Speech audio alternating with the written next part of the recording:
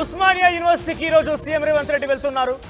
80 కోట్లతో నిర్మించినటువంటి 2 హాస్టల్ని ప్రారంభించబోతున్నారు. ఆయన సీఎం రీసెర్చ్ ఫెలోషిప్ పథకాన్ని ప్రారంభించబోతున్నారు. తెలంగాణ ఉద్యమానికి దిక్సూచిగా ఓయూ ఉంటే, అయితే స్వరాష్ట్రం ఏర్పడిన తర్వాత 11 ఏళ్లు దాటిన ఓయూకి ఏ ముఖ్యమంత్రి కూడా రాలేరు. అది అభివృద్ధి కార్యక్రమాలకి శంకుస్థాపనలకి ఇంతవరకు 20 ఏళ్ల తర్వాత ఓ ముఖ్యమంత్రి వెళ్తున్నారు. తెలంగాణ రాష్ట్రం వచ్చి ఇప్పటికీ 12 ఏళ్లు గడుస్తున్నా ఇంతవరకు అయితే ఏ ముఖ్యమంత్రి కూడా అందులోకి అభివృద్ధి కార్యక్రమాలకు శంకుస్థాపనలకు వెళ్ళే దాఖలాలు లేవు. మొదటిసారిగా తెలంగాణ వచ్చిన తర్వాత ఉస్మానియా విశ్వవిద్యాలయంలో అడుగు పెడుతున్న మొట్టమొదటి ముఖ్యమంత్రిగా రేవంత్ రెడ్డి డెఫినెట్గా చరిత్రలో నిలుస్తారు. సో తెలంగాణ ఏర్పాటు తర్వాత తొలిసారిగా ఓయూలో సీఎం పర్యటన జరుగుతోంది.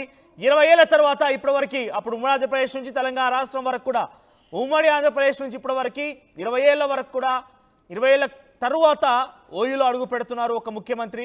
సో రేవంత్ పర్యటన నేపథ్యంలో భారీ బందోబస్తును ఏర్పాటు చేశారు. సీఎం రేవంత్ ఓయూ పర్యటన నేపథ్యంలో పలువురు విద్యార్థి నేతలను కూడా అరెస్ట్ చేస్తున్నట్టు తెలుస్తోంది.